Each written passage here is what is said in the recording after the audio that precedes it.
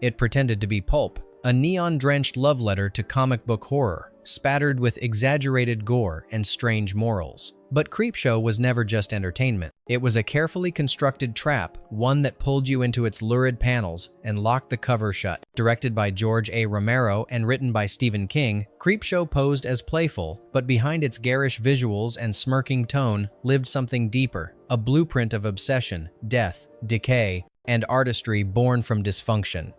It wasn't just a tribute to EC Comics.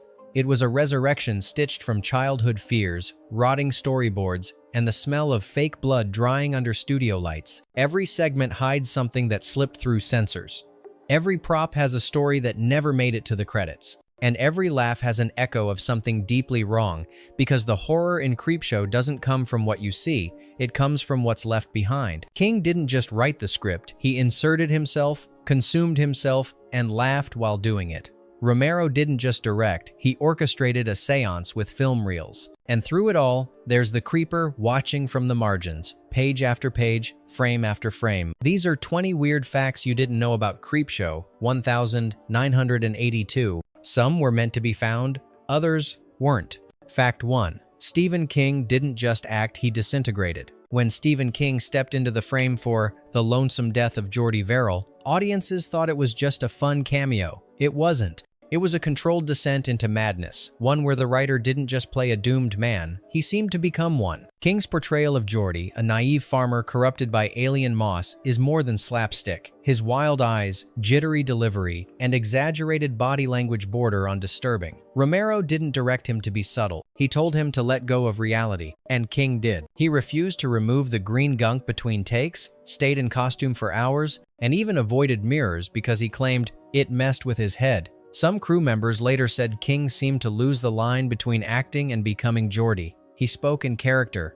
he walked differently, he laughed at the wrong moments. It wasn't just physical transformation, it was psychological contamination. And it wasn't lost on fans that years later, King's real-life trauma mirrored Jordy's fate more than anyone expected. Was it acting, or was it something that got in through the makeup, through the role, and never fully left? Fact 2.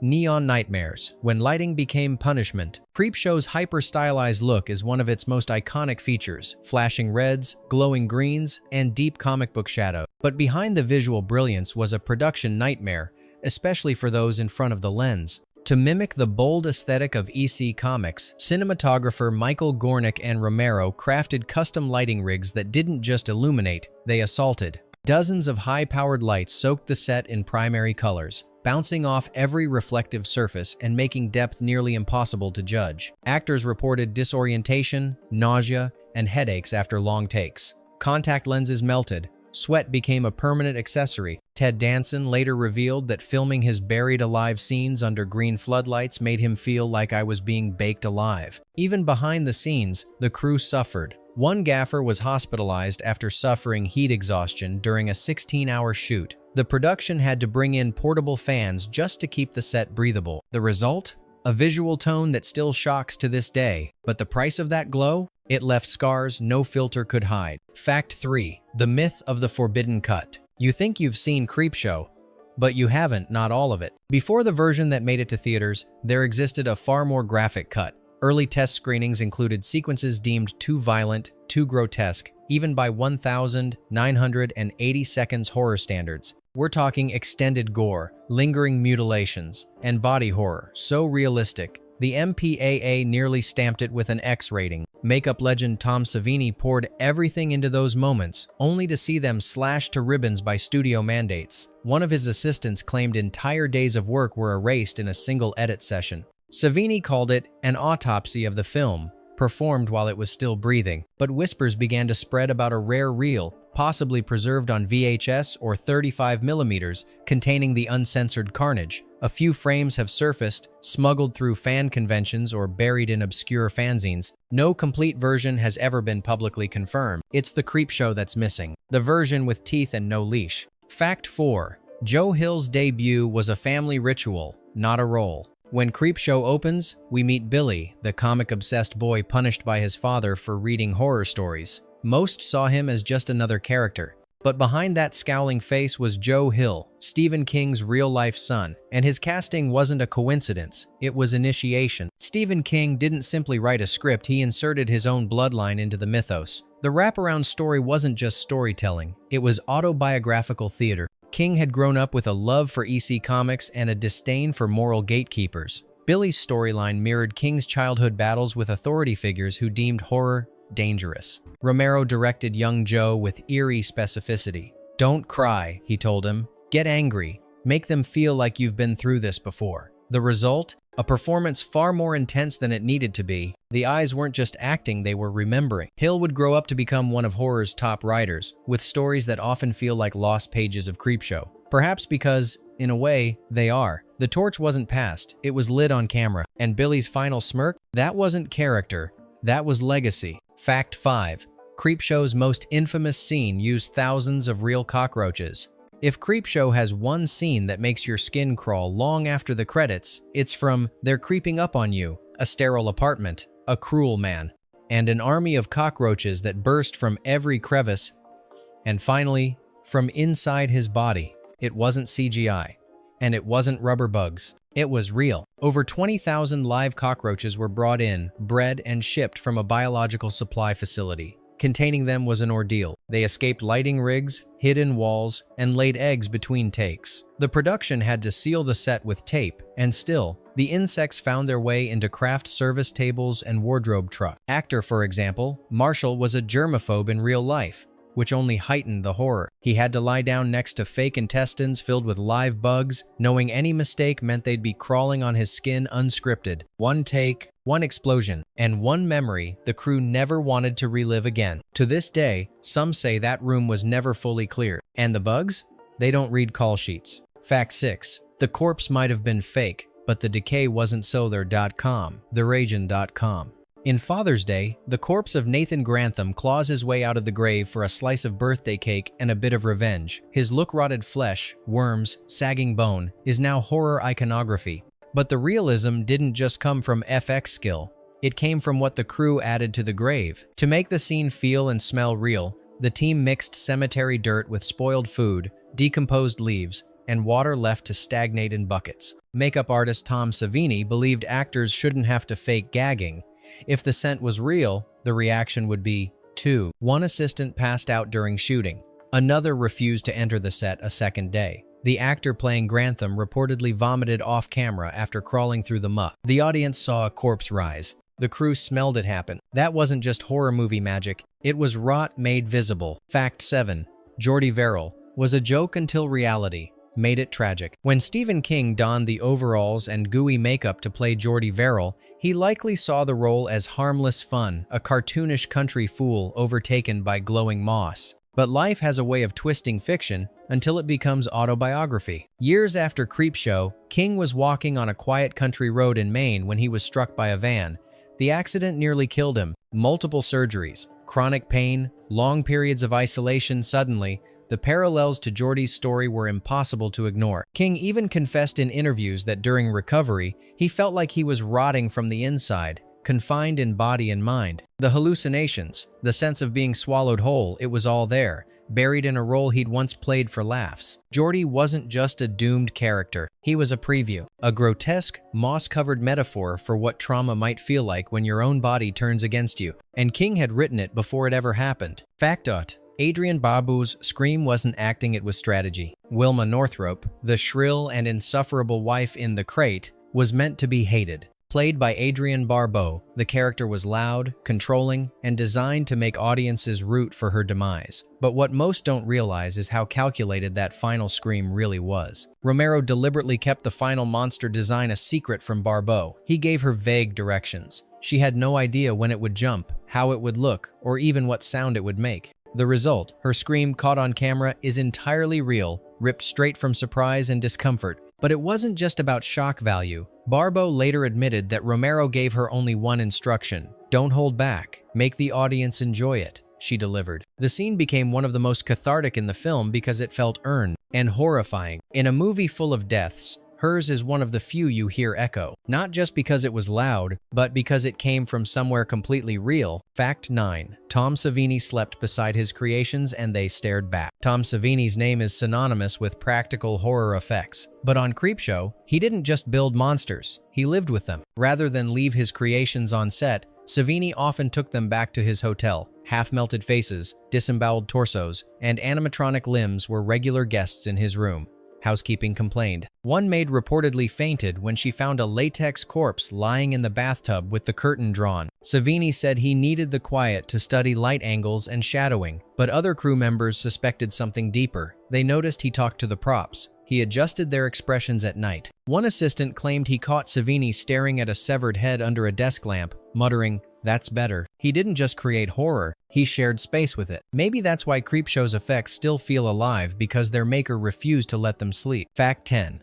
The crate was older than the story itself. In the crate, the titular box is marked with a chilling inscription, Arctic Expedition 1834. Most viewers assumed it was just a clever detail, a fake label for a fictional monster. But the truth is far stranger. That crate was real. The production didn't build it from scratch. Instead, they sourced it from a Pittsburgh museum that stored historical shipping containers from old naturalist collections. It had been used to transport biological specimens, bones, jars, and in one case, preserved organs. Romero and his team didn't just borrow it, they built an entire sequence around it. And as filming progressed, strange things began to happen. Lights flickered whenever the crate was on set. Sound equipment glitched. One crew member refused to touch it after claiming he felt it hum during a take. Even creepier, the museum staff reportedly never asked for it back, almost like they didn't want it. The monster inside may have been rubber and teeth, but the box it came from, that already had a history of death. Fact 11. No gore, no blood, still the most disturbing segment. While Creepshow is filled with gory surprises and wild visuals, its most unsettling story might be the quietest. Something to Tide You Over features no monsters, no supernatural twists, just sand, water, and cold-blooded cruelty. Leslie Nielsen plays a husband who buries two people alive on the beach, letting the ocean slowly take them. It's psychological torment, delivered with a smile, and somehow, it got no pushback from the censors. Romero later said the MPAA called it elegant horror. No blood, no screaming, just suffocation, dread, and a camera that doesn't flinch. Ted Danson's panic, buried up to his neck, was so convincing that some audience members thought it was real. The horror wasn't in what you saw, it was in what you imagined. As the tide kept rising. Fact 12. A throwaway line became a cult legend.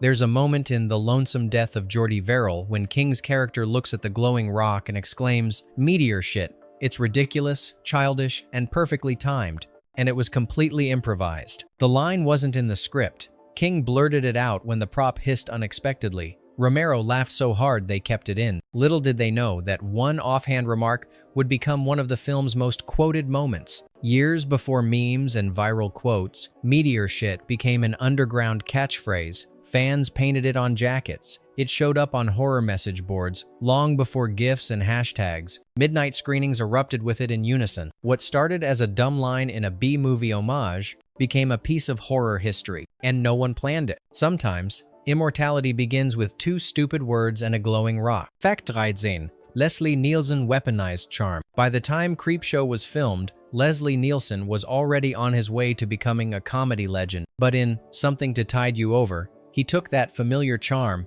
and turned it into something sinister, a tool for psychological warfare. Nielsen plays a man who smiles as he buries his victims alive. No yelling, no chaos, just calm, calculated cruelty. His portrayal was so smooth, it made the horror feel personal. Because if someone like Nielsen could turn cold, maybe anyone could. Off-set, he brought his usual prankster energy, carrying a fart machine in his pocket, and cracking up the crew between takes. But the moment the camera rolled, he transformed, deadpan, focused, eyes empty, like he'd shut something off inside. Ted Danson later said it was the most disturbing performance I'd seen in a long time because he made it look so fun. "Some villains roar," Nielsen whispered, and it chilled more deeply than any scream. Fact 14. Creepshow never asked for permission and got away with it.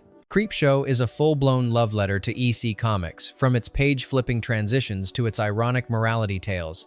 But there's something it never had: a license. Romero and King didn't secure rights from the remnants of EC Comics. Instead, they built their own version from memory, obsession, and reverence. Every frame was soaked in affection for the grim old pulp stories that once terrified children and enraged censors. By all accounts, a lawsuit could have happened, but it didn't. Former EC contributors saw the film and loved it. They recognized its soul. It wasn't theft, it was resurrection. In fact, Creepshow did more to preserve EC's legacy than any documentary ever could. Sometimes, honoring something means breaking the rules. And in this case, no one complained. Fact 15. One prop connected all the deaths. If you blink, you miss it. But in every single story of Creepshow, a certain object appears unremarkable at first glance, but loaded with meaning. A white ceramic ashtray. It sits silently in backgrounds, near phones, on desks, on dinner tables. It never draws attention, but it's there, always. This wasn't random. The ashtray belonged to George Romero's mother.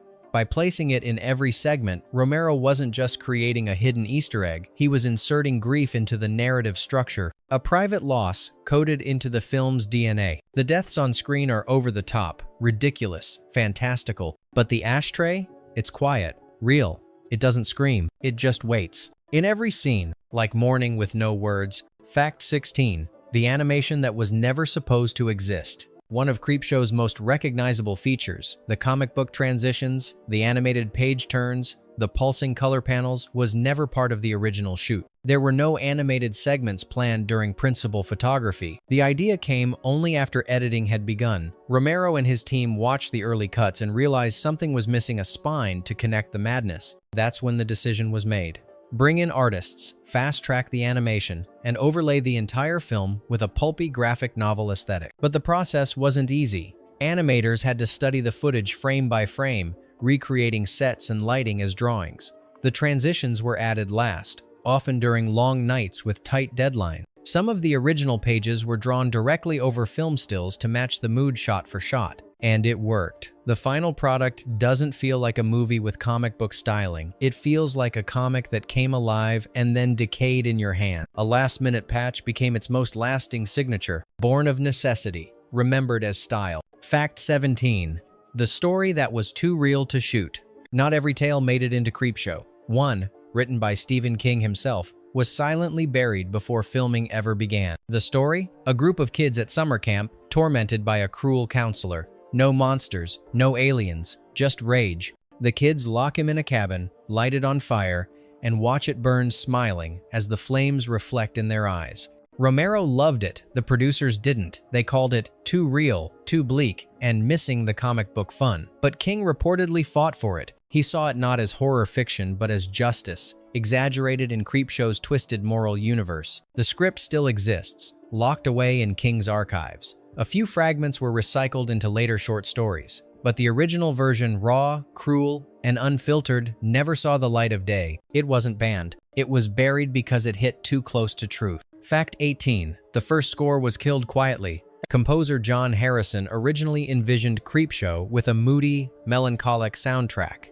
Think slow piano themes, subtle orchestration, and minor key motifs. His early drafts carried an emotional weight the studio didn't expect, but after initial screenings, producers felt the score lacked comic book energy. Harrison was told to scrap everything, and within weeks, he rewrote the entire soundtrack using synths, echo effects, and exaggerated stingers to fit the new tone. The original score was shelved. For decades, it was thought lost. Only in recent years did fragments surface alternate takes, demo tapes, and sheet music unearthed by fans. The contrast is jarring. One version feels like a ghost story, the other like a neon fever dream. What we heard was louder. What we missed might have been deeper. Fact 19. The ocean didn't care about your shot list. During the filming of Something to Tide You Over, the production crew constructed a carefully controlled beachfront set, markers for graves, underground tubing to simulate rising water, perfect angles for framing the horror. But there was one thing they couldn't control: the Atlantic Ocean. A surprise storm surge hit overnight. The beach was wrecked. The artificial graves were gone. The pipes had shifted. Worse, electrical rigs were soaked, and tracks for the camera dolly were buried under wet, unstable sand. Production halted for 2 days while they salvaged what they could. Ted Danson later joked, "The sea rewrote the script, but not everyone laughed." A lighting assistant suffered mild electrocution trying to reconnect damaged cables. Props were destroyed. A dummy got carried out by the tide and never recovered. When filming resumed, the water was colder, the sand less stable, and every wave hit harder than before. The irony? That segment about cruelty, control, and drowning was overtaken by the very force it tried to depict. The sea didn't just set the mood, it took over. Fact 20. The birthday cake that refused to die. In the Father's Day segment, the last thing you see is a candle-lit birthday cake topped with a decapitated head. It's disgusting, it's iconic, and it didn't end when the cameras stopped rolling. Prop master Daryl Ferrucci created the cake with a mix of latex, frosting, and red dye. But he didn't discard it. He kept it boxed up, sealed in plastic, like a relic. Years passed. The frosting hardened, the latex cracked, the sugar turned to mold. But Ferrucci never threw it away. He said it felt alive in a way I didn't expect. He even displayed it once at a horror convention, under glass. The smell was unbearable. The texture had turned to brittle rot, but it was still recognizable. Still, the cake. You can bury a prop. But some objects, especially in horror, find a way to keep existing, even when they shouldn't. Bonus fact. The frame that watched you back. Most audiences remember Creepshow for its monsters, its colors, its cruel sense of justice, but a few saw something else, something not listed in the credits, not found in the script, and barely caught by the eye. In select 35mm theatrical prints, an extra frame appeared after the final fade to black. Not a scene, not a stinger, just eyes, unblinking, unnamed, staring straight out of the grainy darkness like a ghost trapped between sprockets. No studio note mentioned it. No home release included it. Some called it a glitch, others a prank. But a few projectionists swore they saw it too, and when they rewound the reel, the frame was gone. Years later, a damaged print resurfaced in an archive. A single paused frame revealed them again. Two hollow eyes, wide and human, or not quite. Romero never commented. Stephen King denied it ever existed. But maybe Creepshow didn't end where you thought it did. Maybe something stayed behind, watching. And if you blinked, you missed being seen. Some films wrap with a bow. Creepshow left the lid open. Between each frame, something else lived an echo, a shadow, maybe even a dare. A whispered question the film never asked aloud, but you heard anyway. So now we ask you, which fact stuck with you like a stain you can't wash out? Which detail made you pause? Just long enough to wonder if it was meant for you? Tell us in the comment. Tell us what you saw and what we should dig up next. Because horror doesn't end when the screen goes dark. It ends when no one's watching back.